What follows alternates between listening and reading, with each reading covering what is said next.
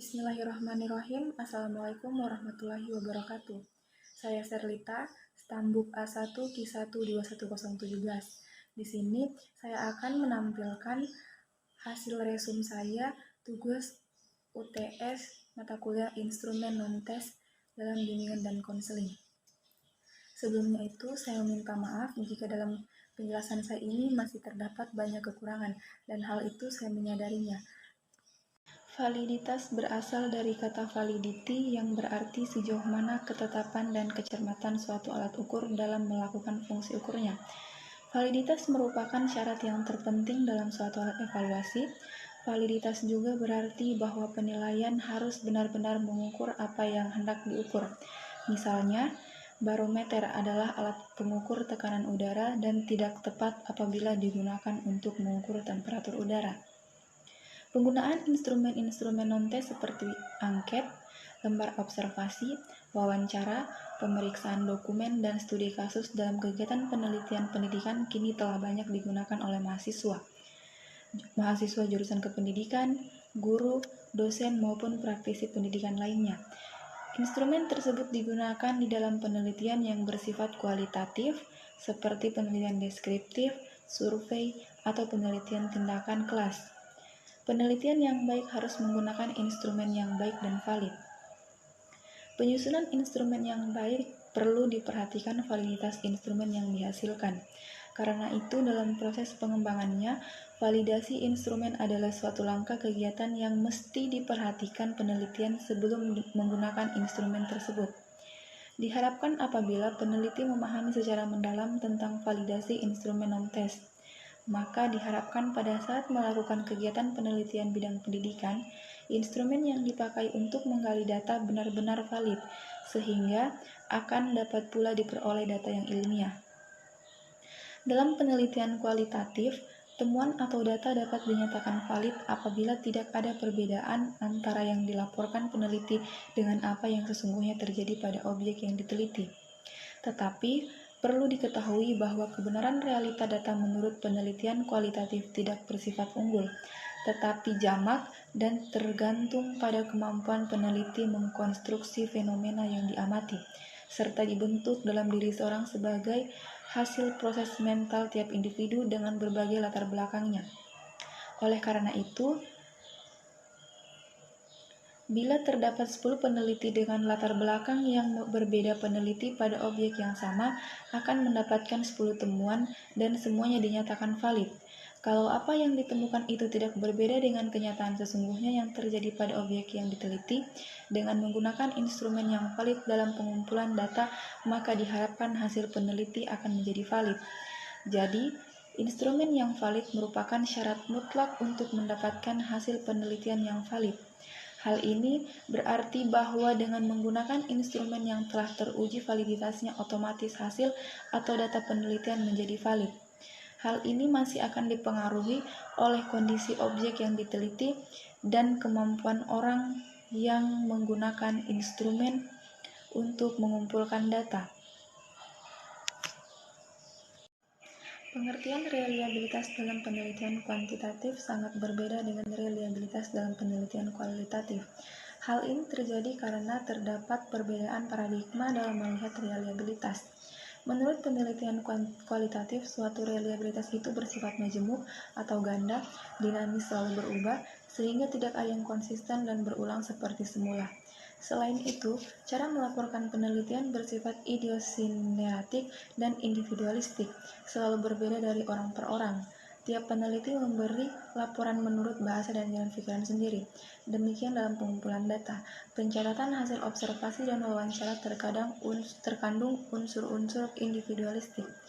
Proses penelitian sendiri selalu bersifat personalistik dan tidak ada dua peneliti akan menggunakan dua cara yang persis sama. Uji keabsahan data dalam penelitian kualitatif meliputi uji credibility atau validitas internal, transferability atau validitas eksternal, defendability atau reliabilitas, dan confirmability atau objektivitas. Yang pertama, uji credibility validitas internal. Terdapat beberapa macam cara untuk mengetahui hasil dari uji credibility atau kepercayaan terhadap penelitian kualitatif, yaitu Perpanjangan pengamatan adalah di mana peneliti kembali lagi ke lapangan melakukan pengamatan, wawancara lagi dengan sumber data yang pernah ditemui maupun yang baru.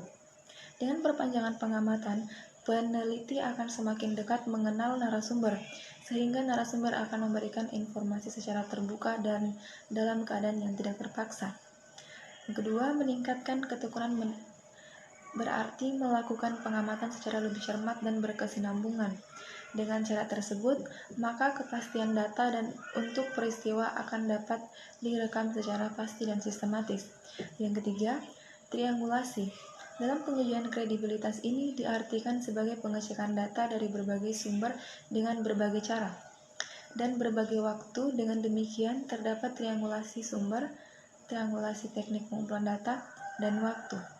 Yang keempat, analisis kasus negatif adalah kasus yang tidak sesuai atau berbeda dengan hasil penelitian hingga pada saat tertentu. Mengapa dengan analisis kasus negatif akan dapat meningkatkan kredibilitas data? Karena melakukan analisis kasus negatif berarti peneliti mencari data yang berbeda dan bahkan bertentangan dengan data yang telah ditemukan. Bila tidak ada lagi data yang berbeda atau bertentangan dengan data yang ditemukan, sudah dapat dipercaya. Tetapi bila peneliti masih mendapatkan data-data yang bertentangan dengan data yang ditemukan, maka peneliti mungkin akan berubah temuannya. Kelima, menggunakan bahan referensi. Yang dimaksud menggunakan referensi di sini adalah adanya pendukung untuk membuktikan data yang telah ditemukan oleh peneliti. Sebagai contoh, data hasil wawancara perlu didukung dengan adanya rekaman wawancara. Keenam, mengadakan sumber cek. Mengadakan sumber cek member adalah proses pengecekan data yang diperoleh peneliti kepada pemberi data. Tujuan member cek adalah untuk mengetahui seberapa jauh data yang diperoleh sesuai dengan apa yang diberikan oleh pemberi data. Apabila data yang ditemukan disepakati oleh pemberi data, yang berarti datanya tersebut valid, sehingga semakin kredibel atau dipercaya. Tetapi apabila data yang ditemukan peneliti dengan berbagai penafsirannya tidak disepakati oleh pemberi data, maka peneliti perlu melakukan diskusi dengan pemberi data. Jadi tujuan member check adalah agar informasi yang diperoleh dan akan digunakan dalam penulisan laporan sesuai dengan apa yang dimaksud sumber data atau informan. Yang kedua, pengujian transferability. Adapun cara memahami hasil penelitian kualitatif sehingga ada kemungkinan untuk menerapkan hasil penelitian tersebut, maka peneliti dalam membuat laporannya harus memberikan uraian yang rinci, jelas, sistematis, dan dapat dipercaya. Dengan demikian, maka pembaca menjadi jelas atas hasil penelitian tersebut, sehingga dapat memutuskan dapat atau tidaknya untuk mengaplikasikan dengan hasil penelitian tersebut di tempat lain. Ketiga, pengujian defendability. Dalam penelitian kuantitatif, defendability disebut reliabilitas. Suatu penelitian yang reliable adalah apabila orang lain dapat mengulangi atau mereplikasi proses penilaian tersebut. Dalam penelitian kualitatif, uji dependability atau reliabilitas dilakukan dengan melakukan audit terhadap keseluruhan proses penelitian. Sering terjadi peneliti tidak melakukan proses penelitian ke lapangan, tetapi bisa memberikan data. Peneliti ini perlu diuji dependability-nya atau reliability-nya.